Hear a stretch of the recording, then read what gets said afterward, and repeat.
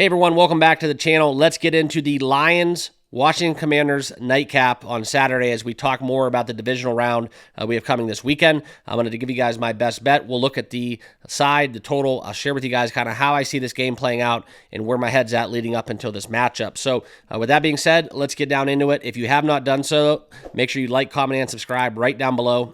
These picks are completely free. If you guys have been rocking with TBM Sports, you know what it is. Hit that like button, hit that subscribe button, and let's get down into this game. Now, a couple of good insights that I do want to look into, all right? And this is not only the highest total on the board, but the highest point spread as well, as the Washington Commanders are getting 9.5 traveling to Ford Field for this matchup. Now, this is something as we look into it, there's a couple things worth talking about, okay? As we look into this game, this is where we're going to see a couple metrics that do come into fruition. But first, I think the biggest storylines that we have to talk about is not only David Montgomery returning to action. I think Alex Anzalone for the Detroit Lions really paid dividends there, kind of as a cover linebacker as they squared off last week against the Minnesota Vikings in a pivotal game for that number one seed in the NFC. Now, in this matchup, I do want to share with you guys some insights that completely get thrown out the window because of the playoffs. But the Washington Commanders, the over has hit in 6 of the last games as an underdog. That's kind of why we're seeing a 55.5. There's not going to be much defense, in my personal opinion. Also, the narrative within Dan Campbell. Both of these coaches don't like, for my money, to go and kick field goals and punt the football, right?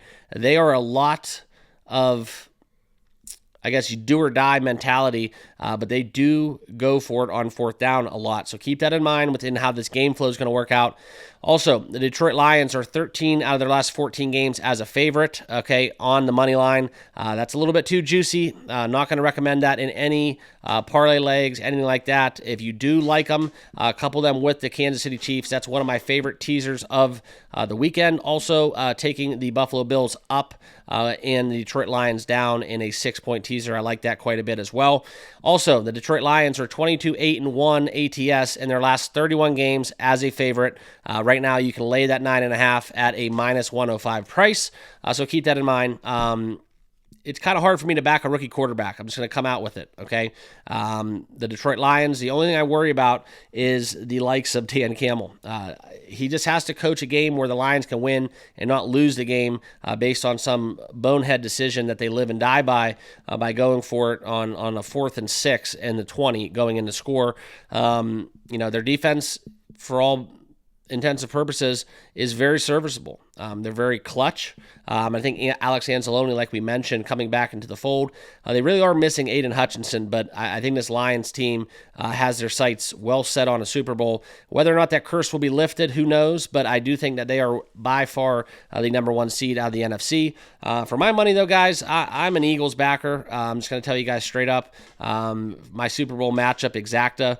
It's kind of hard not to see a repeat of the Kansas City Philadelphia kind of first go of it we had. That would be a great game.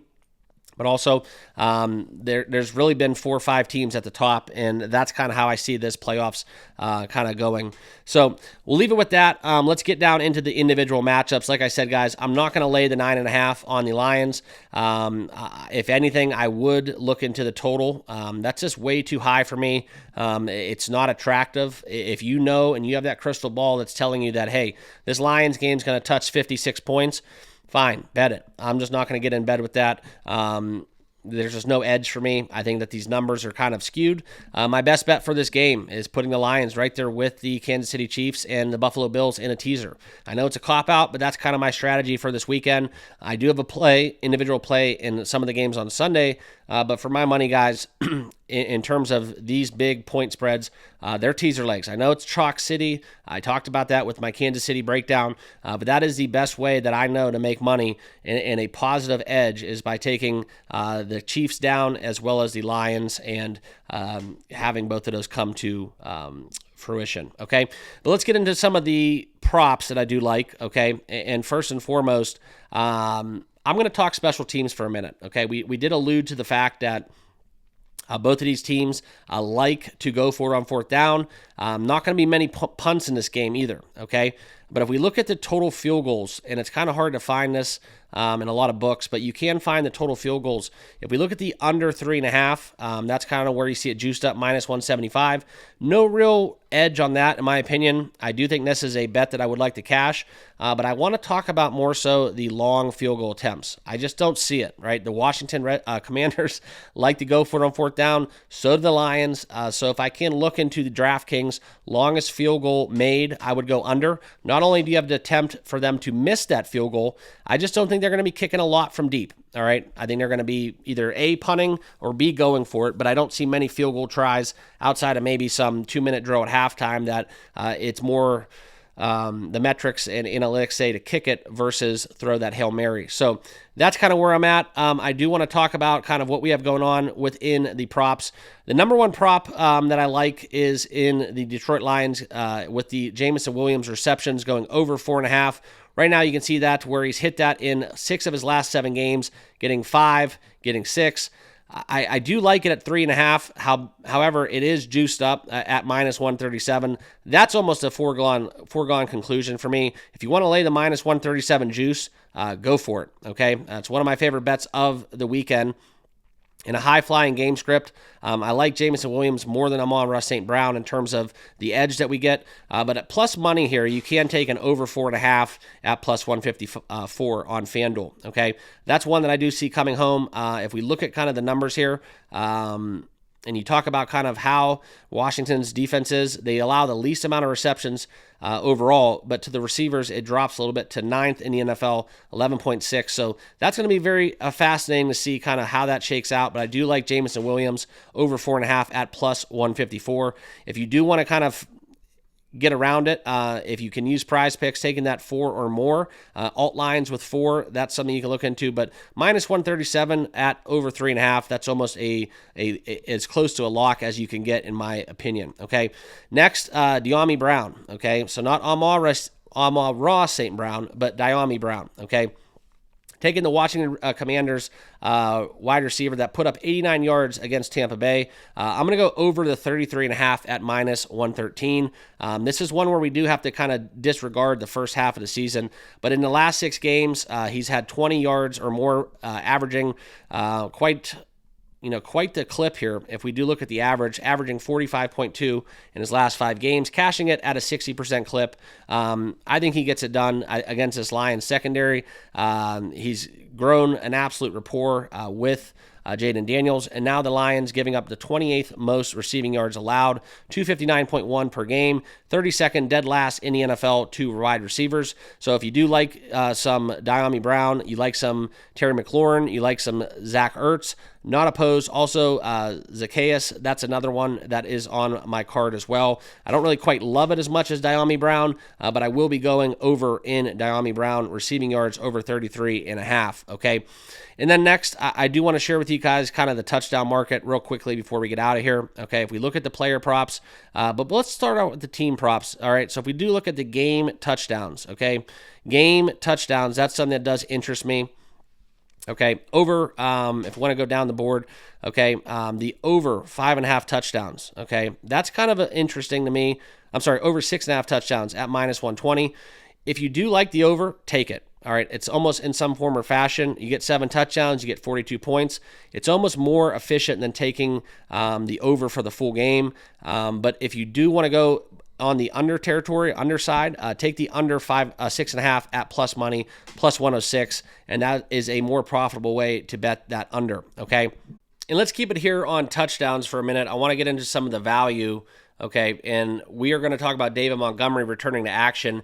About the upper echelon of that number that I'm comfortable betting, laying the minus 150 juice on the over half touchdown for David Montgomery. Maybe they find an avenue to get him in. I don't trust the health, quite frankly, yet, but it is an extreme value. If you do believe in a lot of touchdowns, David Montgomery against this Washington defense, I see an angle where he at least finds one. I like this a little bit more so than Gibbs. If you're going to play Gibbs, look into the potential for over 1.5 at plus 250. That did hit last game. That cashes at a 30% level. That's kind of where I would lie with that. Also, some of the value plays. Tim Patrick, he did have a back-to-back week where he had a couple touchdown grabs, plus 425. That's firmly in the mix, as well as to go alongside of Olamide Zaccheaus, over a half touchdown. So finding the end zone there, plus 340. Those would be kind of a couple of the long shots I look into. All right. McLaurin, that is something where he's hit in 70% of his last 10 games. If you just want to find a plus money winner, take Terry McLaurin, plus 130. That's one that I could definitely see cashing. Also, we're going to go back into the overall prop market because I do like the Jayden Daniels angle. Okay, Jayden Daniels over a basically find the end zone. And shockingly, he's only had 2 games where he has scored a touchdown in his last 10 appearances. Plus 175, that's some extreme value as well. I don't love it, but I do want to kind of lead us back into the rushing, just to touch upon Jayden Daniels' rushing yards. I don't really, quite frankly, love the over 54.5 as much, but I do see an angle. If we get into the rushing attempts for Jayden Daniels, if you want to take the over 9.5 at minus 140 or even over 10.5 at plus money, I could see that cashing. I think in a playoff situation, going to be some of the similar logic I apply to the Josh Allen game and Lamar going at it. I just see quarterbacks running more in the postseason, and in a winner-take-all spot, I like Commanders and Jayden Daniels to take matters in their own hands and run the football out of the quarterback position, okay? So that about wraps it up. That is where my head's at. I'm not fading Amon-Ra St. Brown. I just don't see any value at these numbers. So he's kind of off my betting card. I know he's going to be a popular play for most, as well as Jahmyr Gibbs. But that's kind of where I stand with all this. In a game that we're going to see a lot of point scoring, me personally, I'm going to stay away from the total. It's going to take a lot of stones for me to bet an over 55.5 in a playoff game. And actually would lead me to my another best bet. If we are going to look into the side of, points, I think that personally you can look into team totals going under, okay? In a game where you just want to advance the next round, you don't want to get hurt.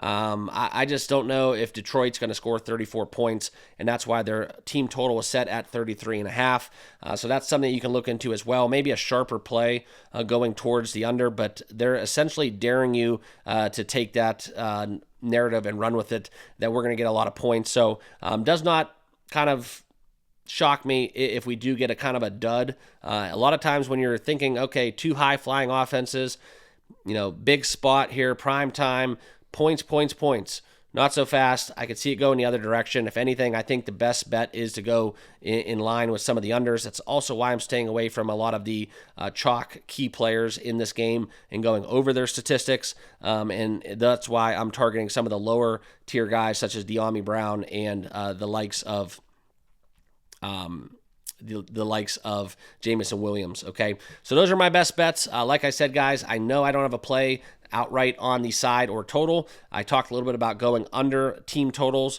field goals under that longest field goal made. I absolutely love that bet. Jayden Daniels rushing in terms of the attempts, as well as Dyami Brown and Jameson Williams going over receptions for Williams and yards for Dyami Brown. Those are some of my favorite bets, and that is going to be where my head's at as we get into this nightcap here on Saturday night. So appreciate you guys all tuning in. As I let you out of this video, if you have not already done so, make sure you hit that like button, hit that subscribe button, and we'll see you guys all in the next video. Cheers. Good luck with your picks. We'll see you all tomorrow. Peace.